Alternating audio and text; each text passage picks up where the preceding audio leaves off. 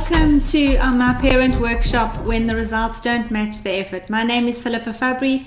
I'm an education consultant here in Port Elizabeth, and I have a passion to help and really work alongside parents who are wanting to discover their best support and intervention for their children who may not be doing as well as they could be doing at school.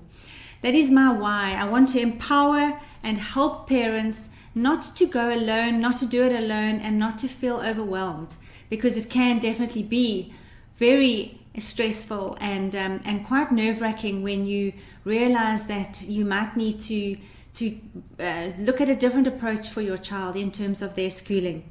So as I said, I'm here in Port Elizabeth, and I'm online, so I'm really available wherever and whenever you are. Due to, I suppose, circumstances, we're able to work with parents in all parts of the world, really. And it's just about getting out there and making sure that they find me.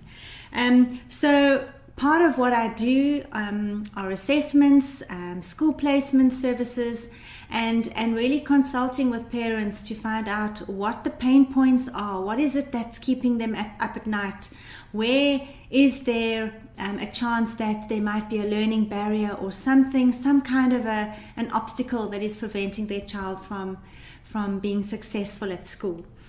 I also help with making choices, subject choices, and at the end of grade 9, as you know, children need to then select their 7 matric subjects, and often it's quite important to know what those subjects are.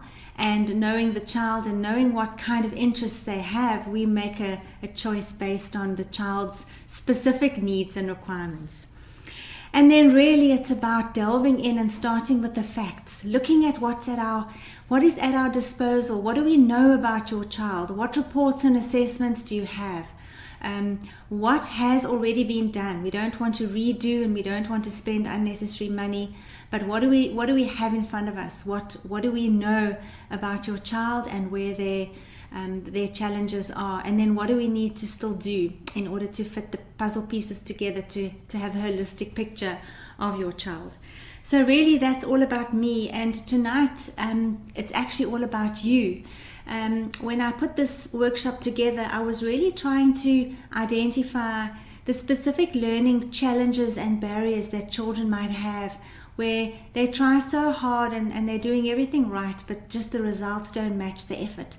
And then talking to moms along the way, looking at how hard moms work, the late nights, the putting the study programs together, doing the homework, helping them with their organizational skills, and really becoming your child's PA. And all the effort that goes into that, and wondering, why are all my efforts not paying off? Why are my efforts not bringing the results that it should be? So it's a two-prong approach, and I'm so thrilled to be sharing this with you this evening. But let's start straight away and get into who is watching this evening. So when I put this information out, I said to people, firstly, you've got to be a parent, you've got to have a child at school, and you've got to have something that's keeping you up at night. It's got to be something that you are wanting to find out more about, you're wanting to help your child more, and it's possibly something that you need help, but you're not too sure who to go to or who to contact. So that is what we're dealing with this evening. So without any further ado, I'm going to share my screen, and we are going to delve into exactly what the parent workshop is all about this evening. Okay, so let me just do that right now. I think my screen is already shared, so we can move to, it's already shared, so we can go. All right. So here we go. Here we go. So this workshop is for you. If you are wanting to understand the learning profile of your child, so you want to understand how your child learns, what are their strengths and weaknesses, and really what is their cognitive capacity? Should they be doing better than what they are? Are they underachieving? We want to understand exactly how your child learns best. We want to know more about how you can help your child in terms of study methods, in terms of homework, bringing in the most effective strategies and programs that will work best for your child. You are someone who doesn't settle. You are someone who wants to know more. You are possibly feeling anxious and overwhelmed. 9 times out of 10, it's the moms that are contacting me for assistance. Even though there are dads who help with homework, there's certainly dads who are on the WhatsApp groups and who are involved with school, but more times it's the moms that are there. And you are really sometimes needing to become your child's PA or VA actually.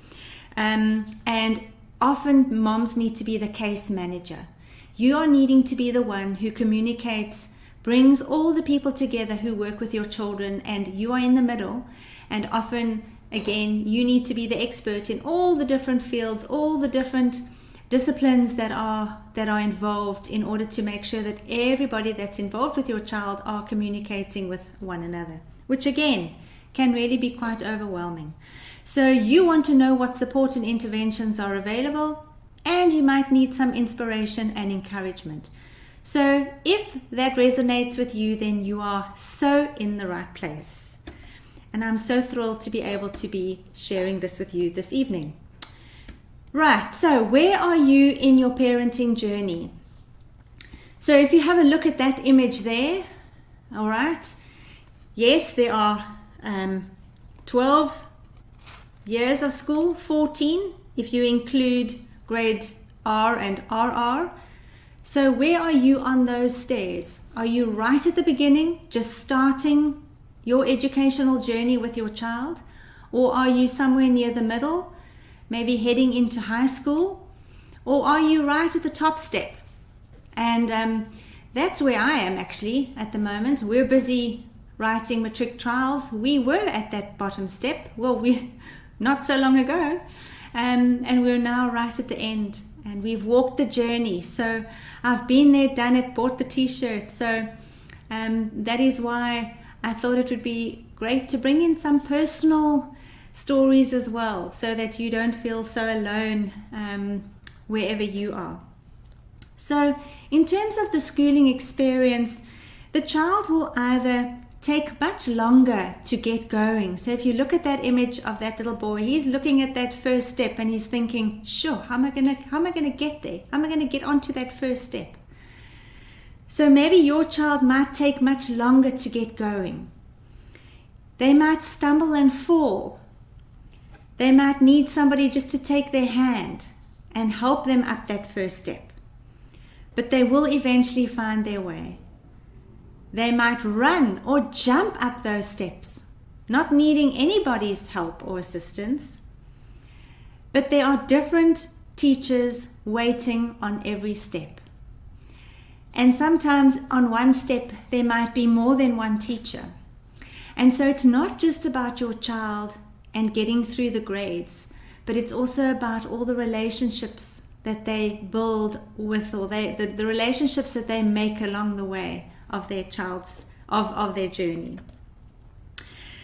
So I suppose you when you're thinking about parenting with the brain in mind, when I started teaching, I had to teach with the brain in mind. I had to constantly think about who were the little people that were sitting in my class. I had to constantly be upskilling myself in terms of learning styles and teaching methodologies and how to reach each and every single child that was in my class. And I think that parenting is a similar situation. You're working, or you have different characters, different personalities, different backgrounds. You're working with different brain profiles, capacities, abilities. And the question that I think we need to ask as parents is that, why do some kids thrive in the schooling environment while others struggle? And what is it that really makes a difference in a child's learning environment? How do they learn best? And okay, I said I would share some personal stories with you this evening. So in that photo, there's my little one. I said he's in matric now. He's writing trials, and that was him in grade 1. We were very fortunate that he was in a class of, I think, 5 children. We decided to put him into Elson Academy from pre-primary because we had that conversation. Should we keep him back a year or should we let him start grade 1? He was very young for his grade. He wasn't quite school ready, but we decided to give him the benefit of the doubt, but made sure that he was in the right school. And Elson Academy was certainly that place.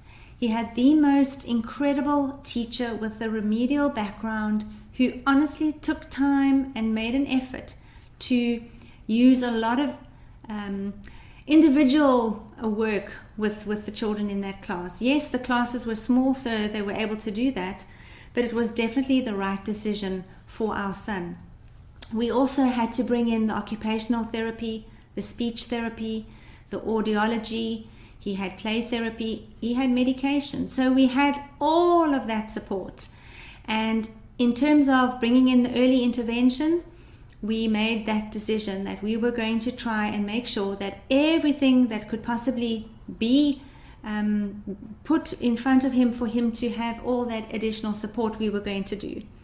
And I can honestly say that from grade 2 to grade 3, he was able to move into a mainstream school. And there again, there were hurdles and there were obstacles along the way, but not having had all the support and intervention, I think he would have been a lot more disadvantaged. So it's just a matter of what does your child need? What are you able to start with and move with to the next step? So let's go on to the whole pieces of the learning puzzle. So as you know, that learning comprises 8 areas, and we often think of a toolbox, that children have a learning toolbox. And in that toolbox are the tools that they need in order to be successful at school. And if you look at that slide there, you can see that it comprises maths, reading, written communication or writing, focus and concentration, fine motor skills or using a pencil or pen, verbal expression and communication, executive function, which is being organized and developing good work habits, and then social skills, which is being able to relate to others. And those 8 learning areas are the main, like I said, pieces of the learning puzzle. And thinking, if you had to think of your child and how they are able to navigate those 8 areas, they are all interrelated and they are all dependent with each other. If you are not able to communicate effectively, you are going to struggle to relate to others. If you are struggling with reading, you're going to struggle to put your thoughts down on paper and be able to write effectively and write stories. So each of the learning areas is related to the next one, and they all build on one another as well. And often we look at and we consider the school readiness skills as well, that before the child can even start working with those 8 pieces or those 8 areas, there are certain school readiness skills or perceptual skills that they need to have mastered. And before they start grade 1, those perceptual skills are usually dealt with in grade R and grade RR, which is why those preschool areas are also years are also so very, very important. So red flags. If you are thinking of those 8 learning areas now and you're wondering, well, how do I know how well my child is doing? What do I look out for? What are some areas or what are some challenges that they might have? So let's just go through some of those.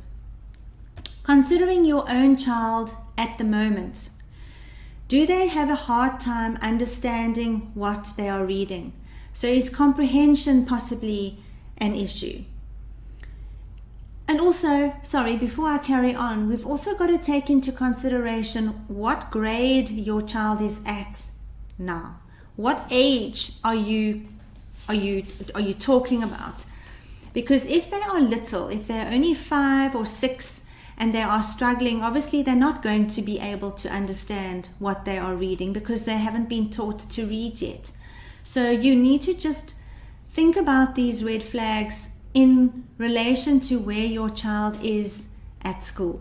Don't be alarmed and think, oh, but they can't do this, and oh, but they can't do that, because it all depends on where your child is and what their age is.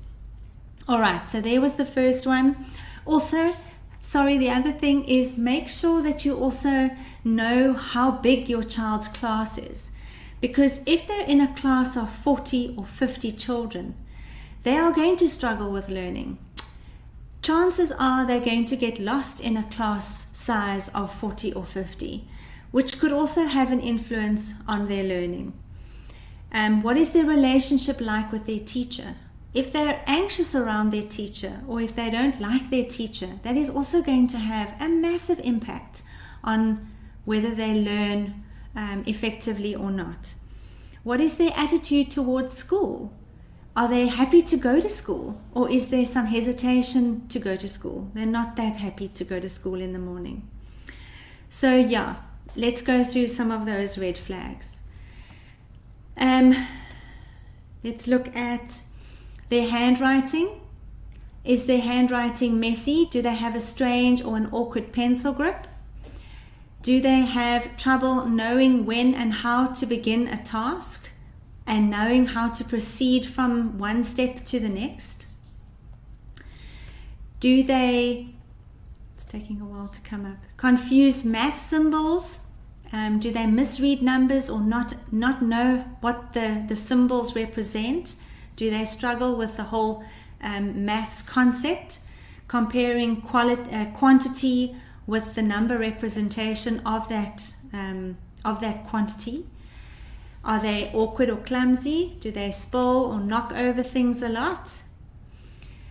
Do they ignore the rules of social conversation, so they struggle to take turns? They might stand too close to somebody when they are talking, so they really are maybe not understanding the social rules of having a conversation with somebody else, and having trouble organizing what they want to say or thinking of the word that they need. So they might say thing, or they don't know what the word is, so they just fill in some other word, or they don't really make a lot of sense when they're speaking, or they struggle with sequencing. If they're telling a story, they struggle to put the sequence in order. And then knowing how to understand instructions, following directions.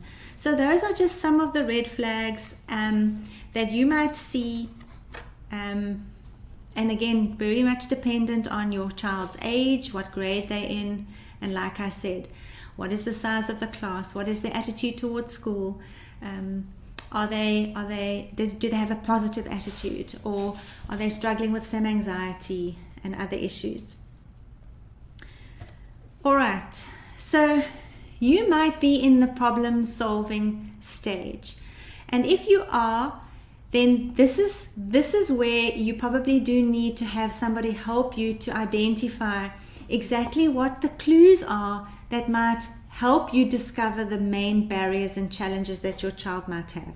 So you have to be the investigator. You have to look at your child's strengths and weaknesses. You've got to look at things like their school report, because there are things that are going to give you the clues that you need in order to completely get a holistic picture of your child's strengths and weaknesses. So where are the clues buried? Well, look at the school report. You get a school report every quarter. That is, you'll have 4 a term. And looking at that report, you're looking at symbols, you're looking at 1s and 2s, 3s, 4s and 5s. And obviously 4s and 5s are where they're doing well. 1s and 2s, okay, there needs to be some intervention there. Also look at the teacher's comments on that report, and we've got to learn how to read between the lines, because teachers know how to be very diplomatic in how they put comments on the report. They want the report to still have a positive flavor. So again, if they are saying things like the child is very enthusiastic and full of energy, it might mean that they are distractible and they struggle to sit still and concentrate, and things like that. So it's really just about looking at the reports, looking at the symbols, and reading those comments very carefully. There are also clues in a parent meeting. So if you get called into a parent meeting, there's generally some concern or some reason why the teacher might need to see you. And if you do get called into that meeting, make sure that you're prepared. Make sure you've got something to write on, so that you are writing all the information down, because I can guarantee you when you've left that meeting, a third of what was said you're not going to remember, if you're lucky. So take something to write down and have some questions of your own that you want to ask. Write those down beforehand, so when you come to the meeting you are prepared. Respond to all messages. That's also something really important. If your teacher, your child's teacher, takes the time to send you an email or send you a WhatsApp, take the time to reply and ensure that you keep those emails safe, because it's a good paper trail to have. You can always go back and reread emails to try and see where did this start, and it's good evidence. If you need to bring something to the department, or you need to have evidence of a sort of collaboration or communication between yourself and the teacher, you need to keep those emails somewhere safe. So I would suggest you either put them into a file, or you print them out and keep them somewhere so that you've got them on record. A homework diary is also another very, very important tool to have, because you can communicate with the teacher through that as well. It's very, very quick and easy. When you're doing the homework, when you're about to sign the homework, just put a little message in there. Keep the school informed of what's happening at home. If you're going to be away, if you're going on a business trip, if someone else is coming to spend time with your child, or if there's been an illness or a death in the family, it's always good to keep the school informed. So that homework diary is also a very important place to keep a record of communication, two-way communication. The other issue which you need to speak to the school about is the behavior system. So what do they use to reward positive behavior and to punish negative behavior? Is there a credits and a debit system? Are there star charts? What do they use? And how can you incorporate what is happening at school with what is happening at home? If your child is getting detention, for example, what is it for? Is it for losing their homework, or forgetting homework, or not handing something in, or being late for school, or whatever it is? Those are all clues as well, because if children struggle with time management, or they're disorganized and they're forgetful, they might often be late for school. And so we don't really want to have DTs happening because of something that can certainly be rectified with intervention. And then obviously their schoolwork. So it's important that you check the school books every now and again. Ask your kids to bring their books home so that you can almost do some moderation yourself. You want to see how often are those books marked. What are the comments that the teacher's giving? Is she giving encouraging comments, or is she crossing things out with red pen and circling? And what is the flavor of the teacher's marking that is coming home? Are there, like I said, stickers and stars and encouraging comments? Or is it quite negative? Those are important to check as a mom as well. And also make sure, or as a parent, make sure that you understand what are they doing at school too, so that if you are needing to go over some work at home, preparing for a test or a project or something, that you understand what is expected. What does the school expect of you?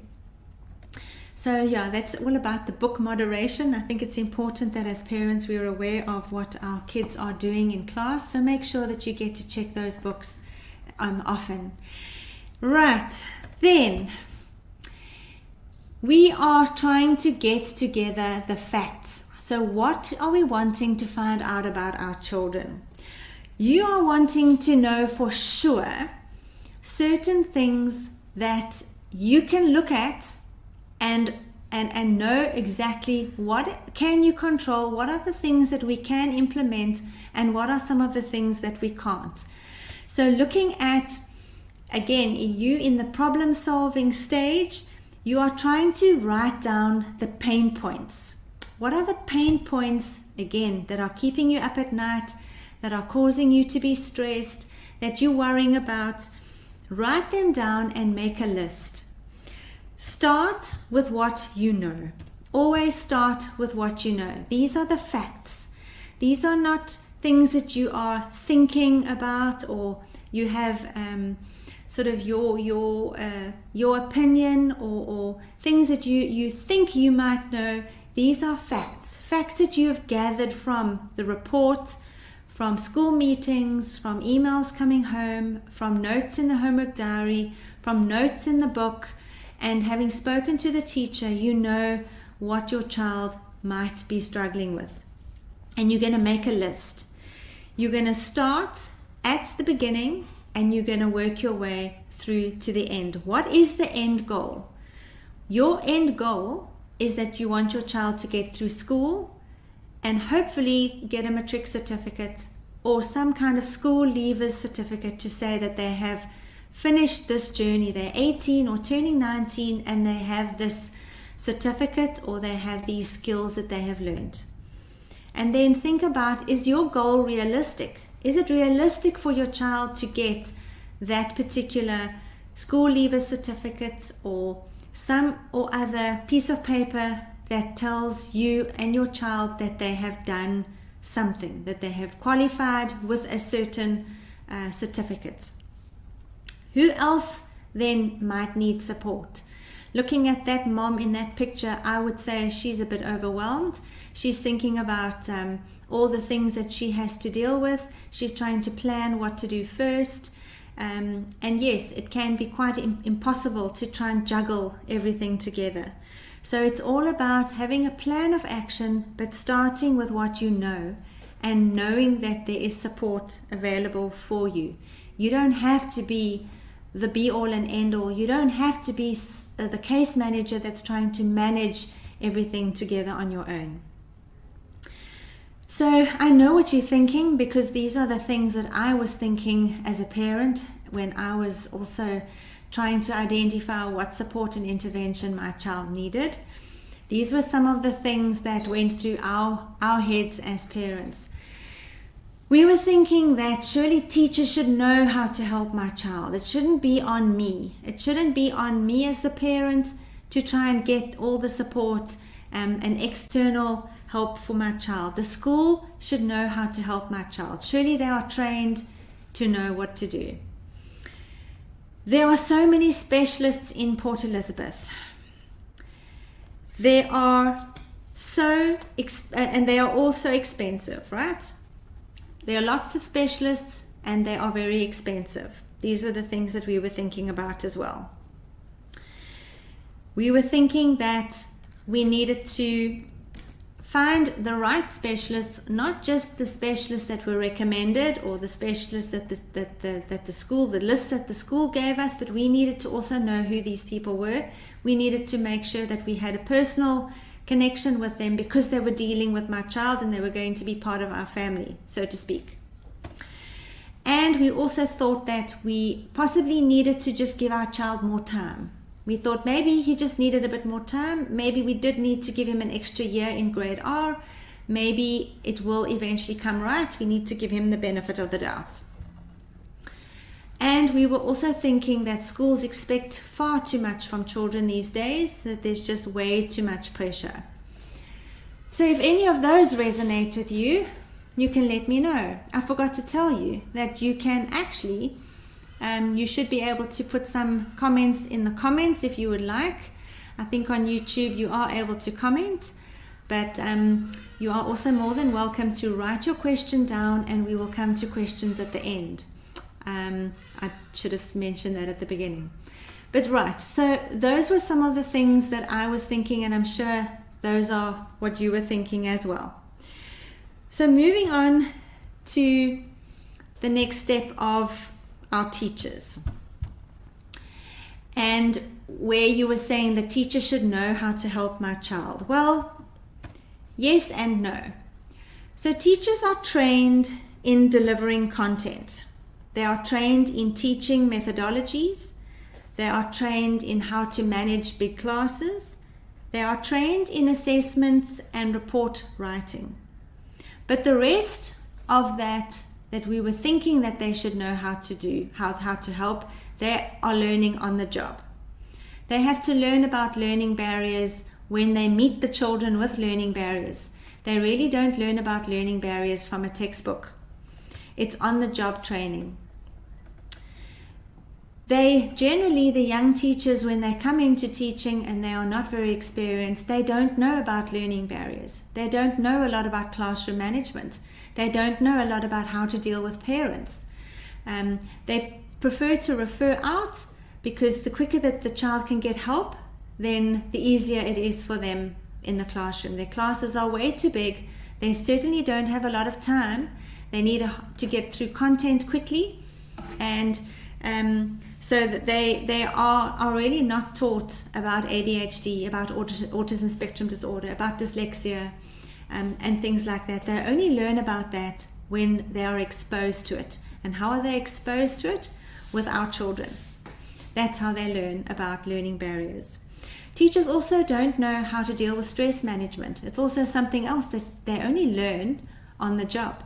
Stress management and how to deal with their own I suppose anxieties and things that crop up from time to time when you are a teacher.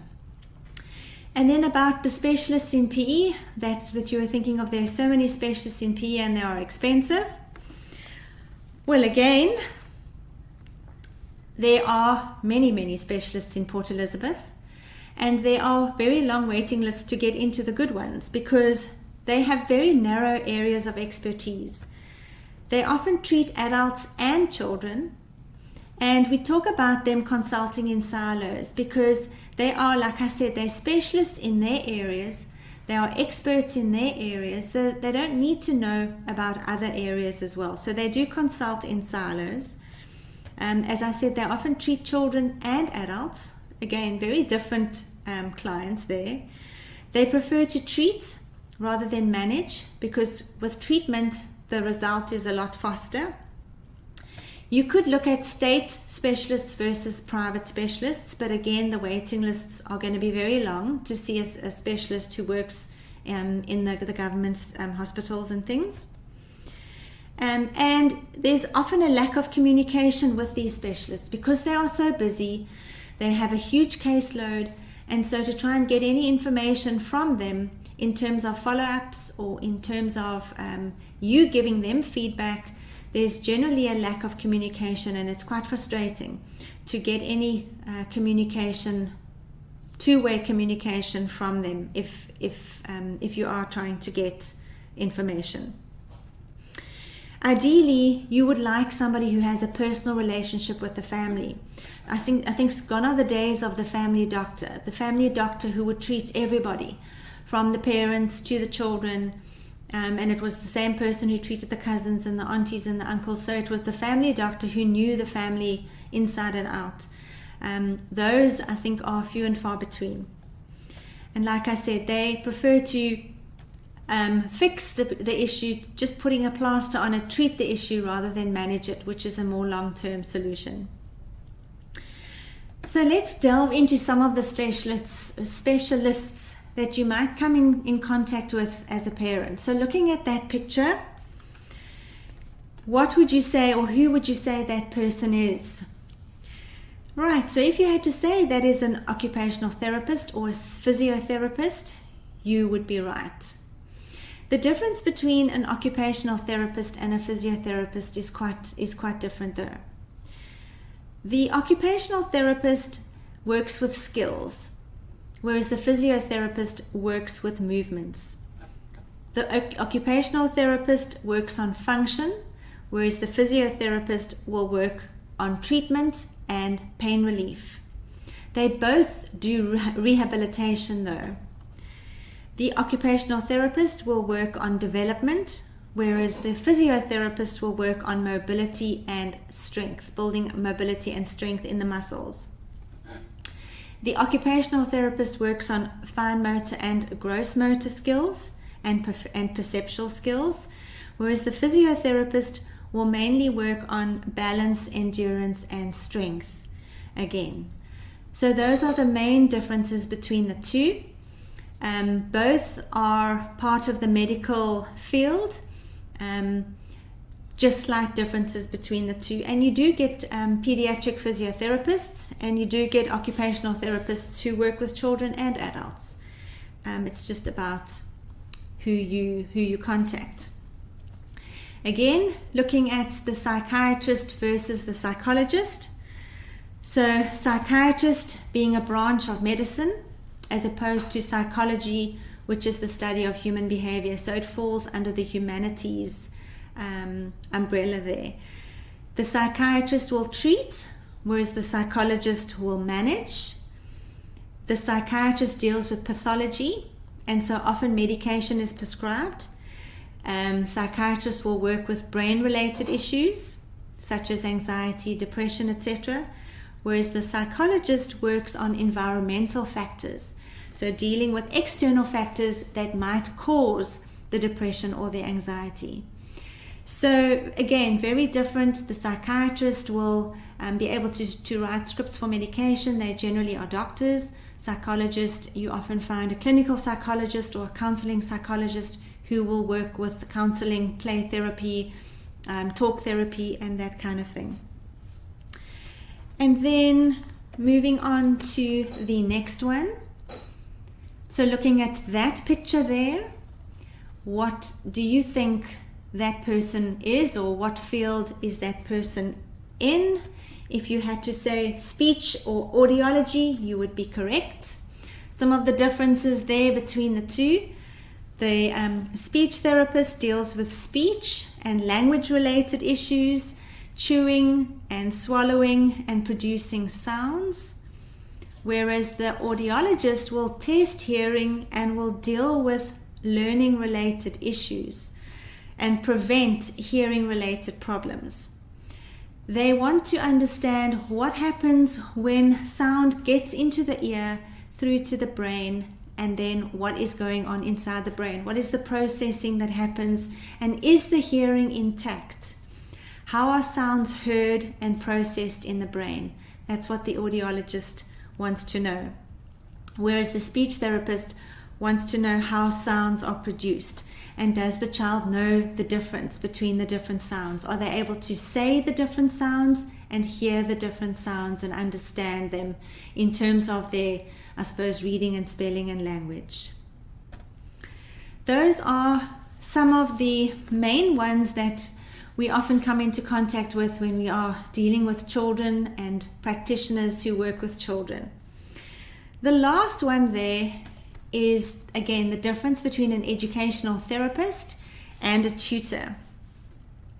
So the educational therapist is somebody who deals holistically with a child who's not progressing at school for whatever reason. The educational therapist wants to understand where they are in terms of their reading and spelling and maths ability. They want to understand what is the gap between the age, the chronological age of that child, and their reading or spelling or maths age. And then when they know that they're 2 years behind or 1 year behind, they want to then start working where the child is at and build up from there. Whereas a tutor will work in a specific subject. So if your child is struggling in maths, you can find a maths tutor who will just do maths. If your child is struggling with science, you can find a tutor who is a specialist in science, and your child then goes for extra science lessons. So that's just the difference between the educational therapist or specialist versus a tutor. I hope that is clear. Then there are others that we have also come across.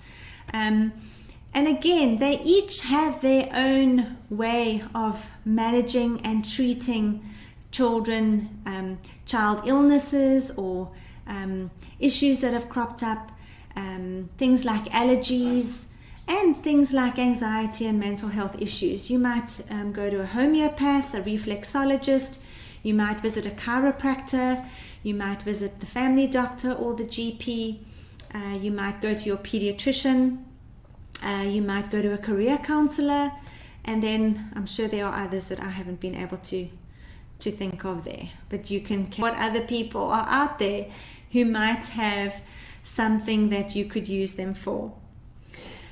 So my question is, what exactly are you grappling with? What are your pain points? What is keeping you up at night?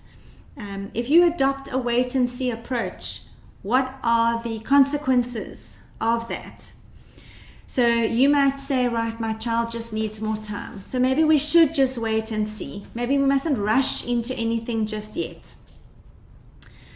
But then will that stop you from worrying? If you adopt a wait and see approach and you want to give them more time, again, it depends on their age.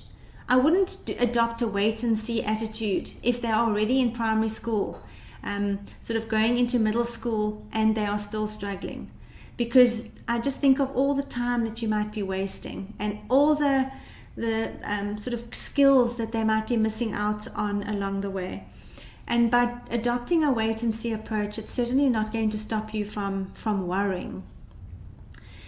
We know that school, there's a lot of content to go through. We know that schools are a competitive environment, and we know that teachers have a curriculum to get through.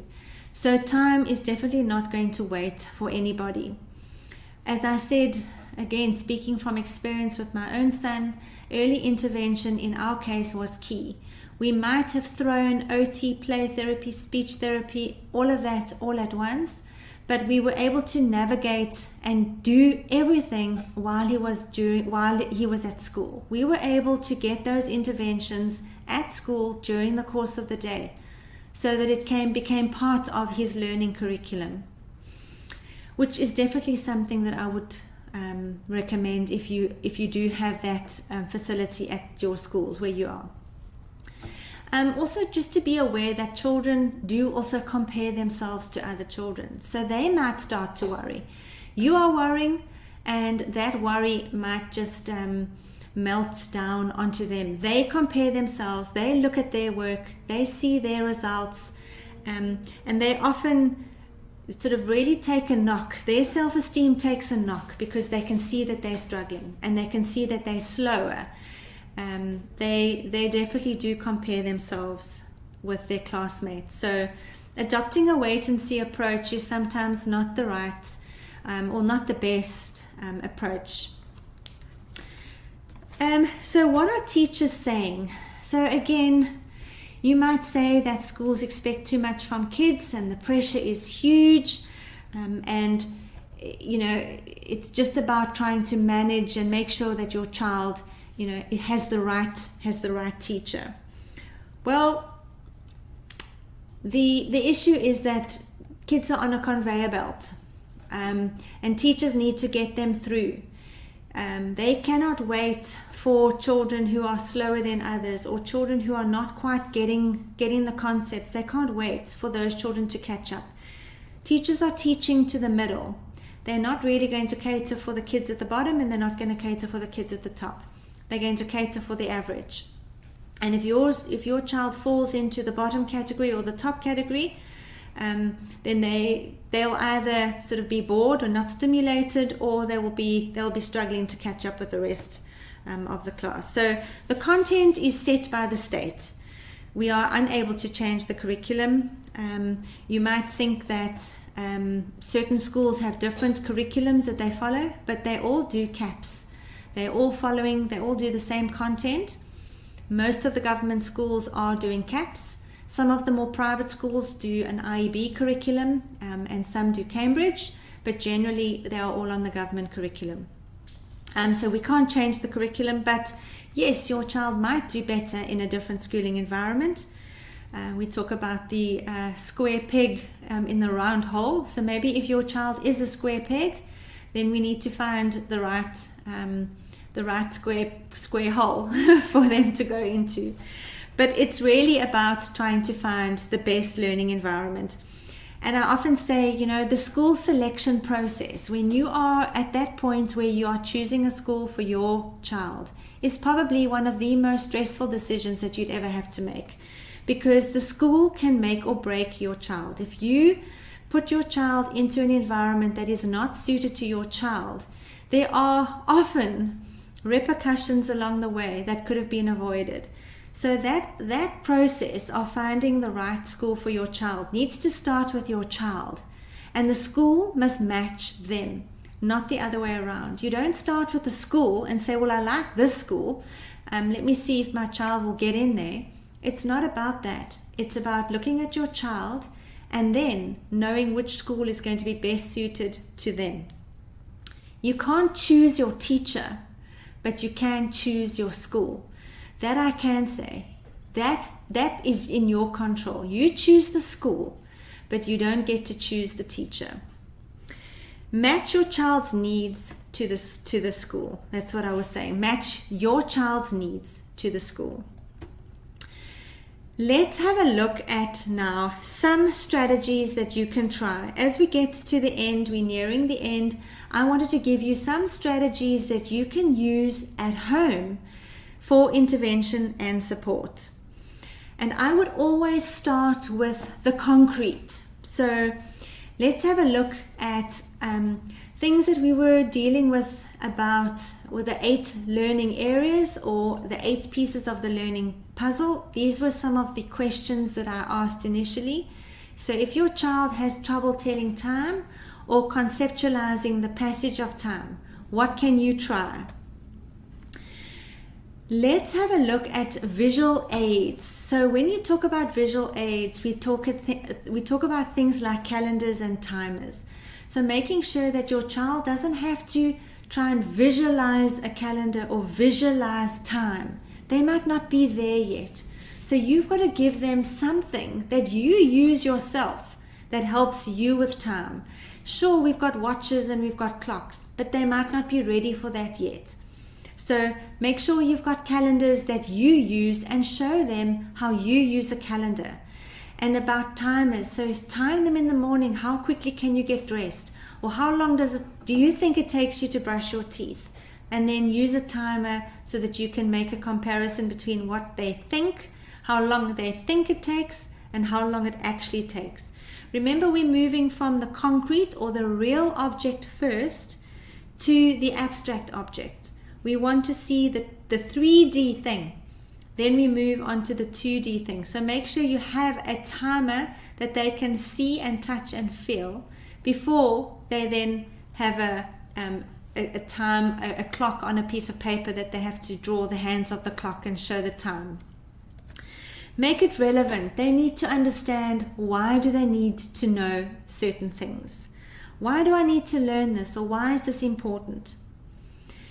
If they make mistakes when they're reading aloud, or they don't read with expression, or they don't use punctuation, the best strategy that you can try, and I think you should Google it. I didn't have time to show the video, but there's paired reading approaches. The paired reading approach means you read along with them, but they follow your voice. So your voice sets the tone. They must use your expression, your pausing with the commas, your stopping with a full stop. How you read teaches them how to read. And then you switch it around and you let them read and you follow their voice. So the paired reading approach is a very, very good one. And you can Google paired reading approaches and have a look at some videos that show you how to do that. But that's a very, very good way of improving fluency, expression, comprehension, vocabulary, all of those skills that they need with reading. Does your child have trouble organizing what they want to say or thinking of the word that they need when writing or in conversation? So again, that is something that reading can definitely improve if they are being exposed to stories and reading and vocabulary. That is all going to help with their expression and their own vocabulary usage. Expose them to comic strips, where again there's a sense of humor. Do they understand, and do they catch the joke? Do they understand the humor? Comic strips also give you that sequencing of 1, then 2, then 3, then 4, and there's the story, there's the sequence story there. It's also nice to cut up the comic strip and let them rebuild it and see if they understand which picture should come first and second and third, or leave out the last picture and ask them to finish the story, ask them to draw in the final picture and what could possibly be happening. Let them write the final little sentence for the comic strip. And then mind maps. And mind maps are very good if a child is planning a story. The topic goes in the middle, and then leading from the middle are the ideas that they want to include in their story. So mind maps are also a very good tool to visualize and plan what they want to say when they're writing a story. So finally, I really, really hope that you found this little workshop helpful. It can be an overwhelming journey if you're a parent, and especially if you're a parent of a child with special needs or different needs. But I can do it, you can do it, we can do it together. In that little picture there, again, a little personal story. That was in 2005. The child who's now in matric, I think he was about 2.5 there on my hip. And my other little boy, he was about 4, 5. And at that stage, I was just conceptualizing and starting Elson Academy. So I had 2 little kids that I was trying to deal with at home. I was working from a home. I had my own remedial practice that I was running at home. And I think I also helped hubby with his medical aid business with his clients. So we had a lot on our plates, but I would never change anything, not for a world, or not for anything. I have learned so much from my own children and from the hundreds of children that have come through my door as an education consultant and through the school door at Elson Academy. No textbook has ever been able to match what I've learned through just working with the parents and working with the children that have visited me in my private practice and at Elson. So wherever you are in the process, whether you are in the problem-solving stage and you're looking for what are the pain points or what are the solutions, if you're in that stage, whether you're in the planning stage, you know what the problems are, you know what the challenges are, you know what the learning barriers are, and now you are needing to put together some kind of a plan of action, or whether you already have that plan of action and you are juggling all the different therapies and extra lessons and interventions that are happening in the afternoon after school. If you are trying to juggle them all together, and make sure you don't miss a beat, and that every single appointment is made, every single session is accomplished, and then you still need to manage the payments of all of those, which can get quite expensive as well. Or are you in the advocacy stage where you are trying to advocate for your child at school? So you know your child needs assistance, you know your child needs a different approach, and you are trying your best to implement that at school. Whether you're in that stage, you are needing to develop a relationship with that teacher. You are needing to know that you can message that teacher, you can email her or him, and she will or he will reply. And the relationship between parent, home, and school is a good one. But all in all, you are needing to be resilient. You're needing to be that parent who you have a thick skin, and all you want is what's best for your child. You are wanting the best support, the best intervention, and you want to give them the best foot forward moving through high school, no matter where you are on that staircase. Right at the beginning, halfway, or right at the end, no matter where you are, I'd like to know where you're at. So if you have enjoyed this workshop, remember, you get a consultation with me following this workshop. You can WhatsApp me or email me, and let's make a plan to chat about your specific child, because this was very much an overview when the results don't match the effort. And I'd like to meet you. I'd like to work with you. I'd like to meet your child and see how we can problem solve their issues together. So I don't know if there are any questions, but by all means, pop something into the comments, say hi, let me know that you enjoyed it, and please do me a favor. Won't you tell somebody about what I do? Won't you share what you learned this evening with somebody who might benefit? That would be so great, just to help me spread the word about what I do and how I can better support parents. It's incredibly difficult when you are doing this on your own, and word of mouth is one's best salesman. What would you say? Marketing. Word of mouth is the best way to get the word out about what it is that you do. So thank you so much for watching, and keep safe. All the best.